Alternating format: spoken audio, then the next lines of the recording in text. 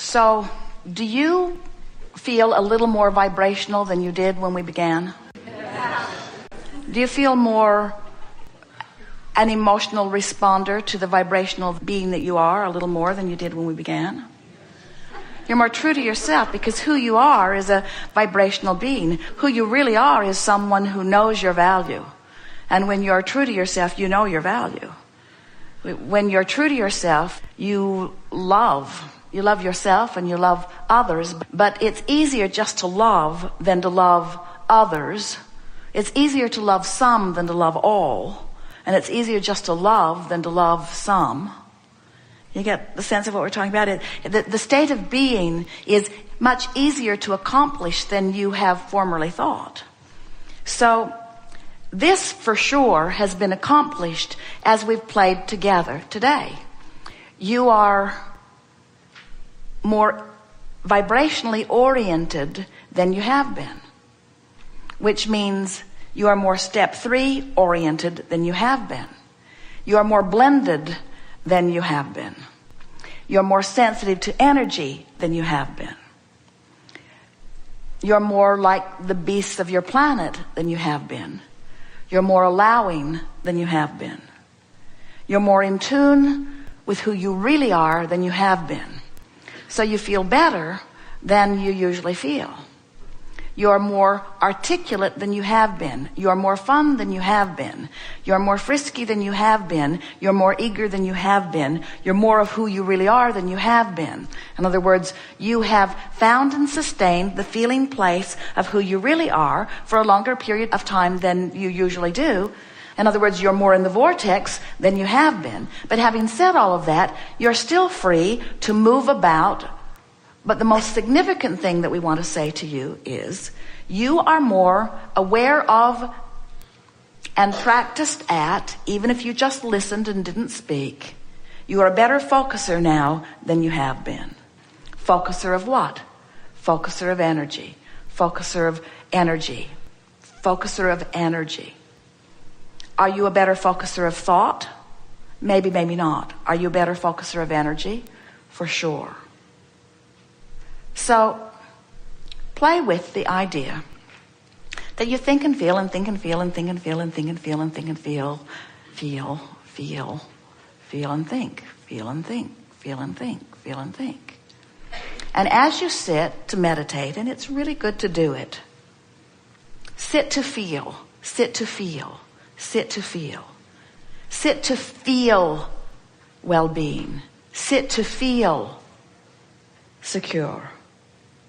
Sit to feel well-being. Sit to feel stable. Sit to feel harmony. Sit to feel love.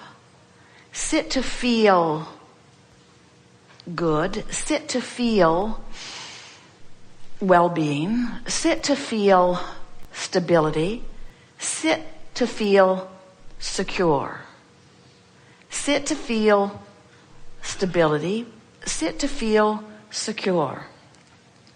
Sit to feel alive. Sit to feel well-being. Sit to feel secure. Sit to feel worthy. Sit to feel sure. Sit to feel calm. Sit to feel peace. Sit to feel energy. Sit to feel love. Sit to feel source. Sit to feel whole. Sit to feel you. Sit to feel you in the vortex. Sit to feel you in your world. Sit to feel you in your body. Sit to feel you in your best planned body. Sit to feel you in the body in your mind's eye. Sit to feel you in the relationship in your mind's eye. Sit to feel you in the financial abundance that you have created. Sit to feel your wonderful world. Sit to feel your stable and perfect world. Sit to feel your productive government. Sit to feel your cooperative neighbors. Sit to feel the well-being of your planet. Sit to feel the stability of your being. Sit to feel the excellence of your world. Sit to feel the harmonics of the variety. Sit to feel the perfection of the variety. Make claim to what you've put into your vortex and feel your way there, and sit to reach for the feeling of it until you've trained yourself into those feelings that then will engender the thoughts and the others with whom you can dance your creative, magical, perfect, ever expanding, co-creative dance with anyone who has managed to feel themselves into the vortex where you are. Do that, and you will never again rendezvous with anyone not there where you are. In other words, shore yourself up and be who you are. And in doing so, find the joy that you have laid out for yourself, because anything less than what we have just described is not who you are. And that emptiness feels like various degrees of negative emotion, which will give you constant guidance to point you in the direction of feeling for the energy that is really you. So if someone was rude to you and you didn't like it, and you just brushed it off like a spark from a fireplace before it burned a hole in your sleeve, if you just brushed it off, then there's nothing about it that affects you. It was just a moment in time where you rendezvoused. Law of attraction put you there because of something that was going on with you, but you didn't exaggerate the situation because you didn't think about it. You didn't ponder it. You didn't wonder what the ulterior motives were. You didn't discuss it with someone else. You didn't blog about it.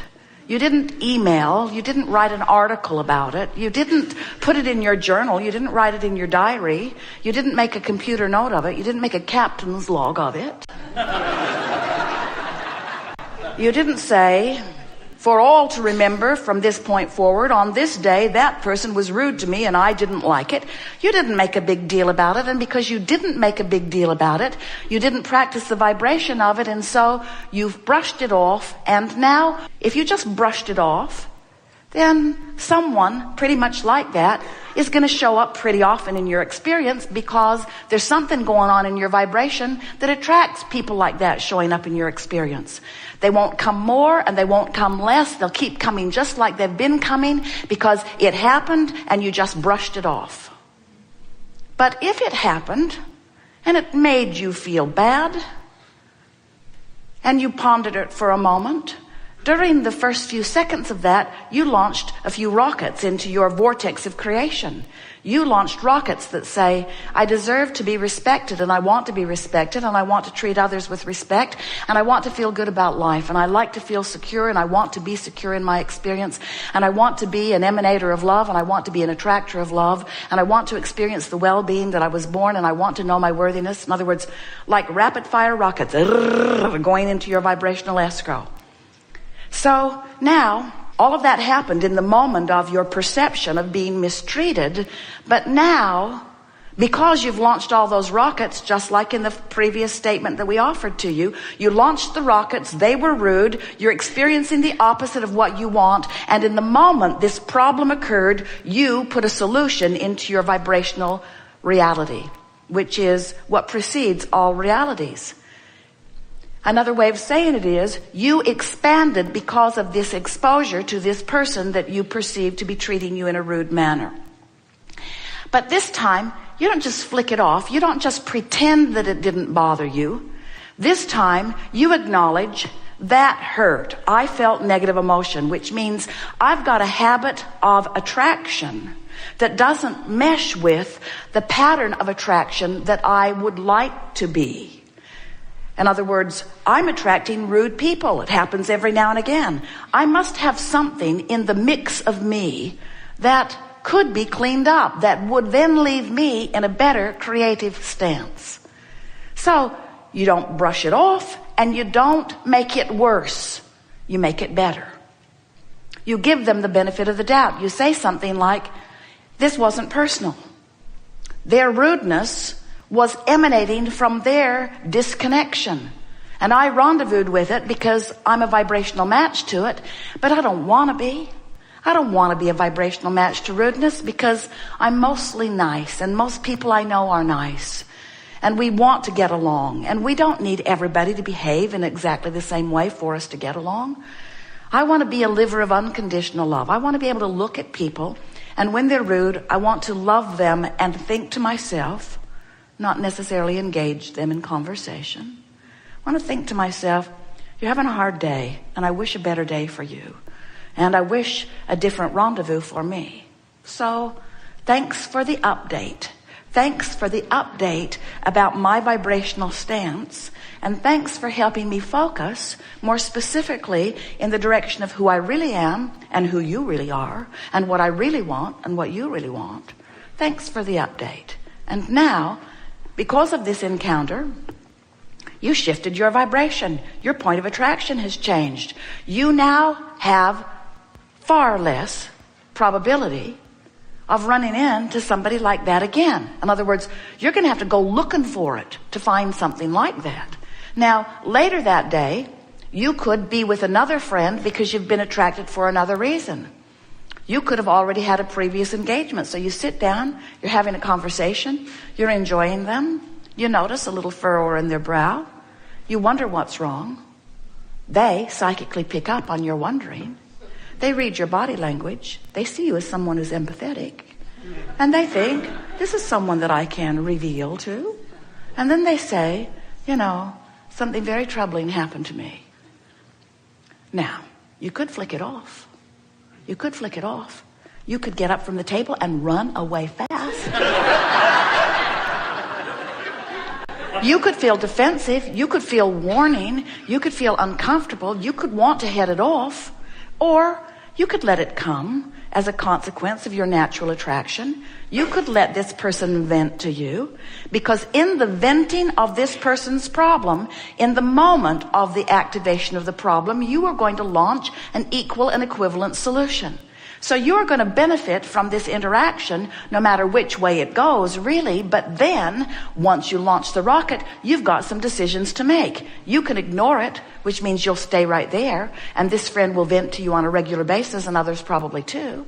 Or you can let this person vent his problem, which causes you to activate a solution, and then you can, maybe not in that moment, but as soon as this interaction has ended, you can spend time thinking about what it is you want for this friend. You can spend time activating within you, as the source within you already has, the solution to whatever problem he activated and verbalized to you.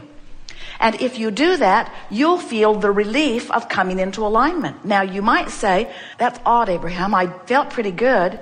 He took me into a worse feeling place, and then I compensated for the worse feeling place by reaching for a better place.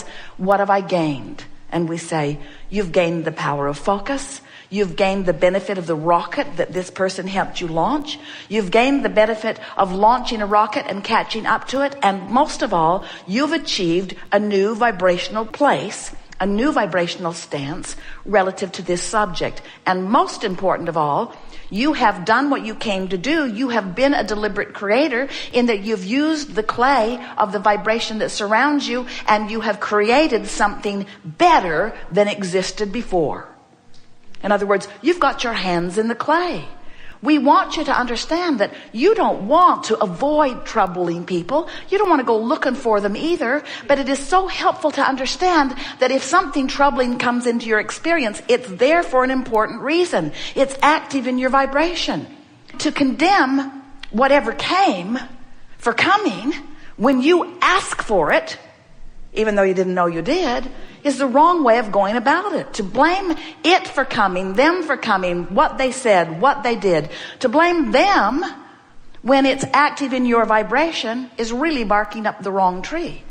What you want to do is receive it and feel with your emotions the vibrational validity. Does it harmonize with who I really am and what I want, or is it off? And if there's any negative emotion, it's off. And what does that mean? When it's off, you got to get it back on.